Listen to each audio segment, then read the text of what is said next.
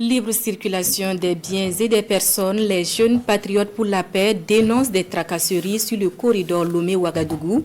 Face à la presse ce 4 février, l'association dénonce en effet une disparité dans l'application du règlement 14 de l'UEMOA régissant le transport dans l'espace communautaire.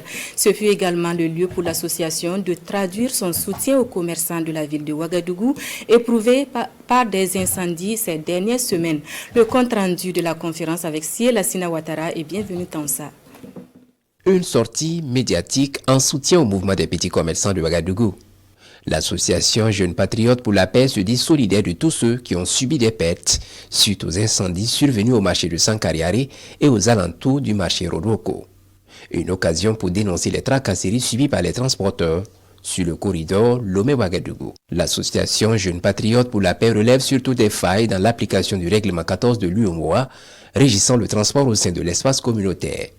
Elle évoque un texte disparate dans son application entre les pays membres sur les limites des poids autorisés en fonction des types de véhicules. Au Burkina Faso, les pratiques de l'Office national de sécurité routière, ONASER, fixant la charge totale acceptable à 55 tonnes pour les véhicules de 7 et 8 essieux est en déphasage avec celle du Togo qui est de 64 tonnes pour les 7 essieux et 82 tonnes pour les 8 essieux.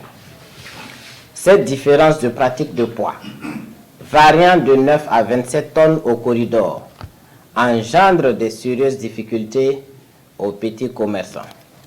Et cela vaut les marchandises qui sortent en provenance du Togo, principal pays d'approvisionnement de par la proximité de son port par rapport à notre pays. L'association Jeunes Patriotes pour la Paix demande l'implication des autorités burkinabais en vue d'une harmonisation du règlement 14 de l'UEMOA, convaincue que cela contribuera à lutter contre la corruption, faciliter le commerce et le transport et faire baisser les coûts des produits de grande consommation.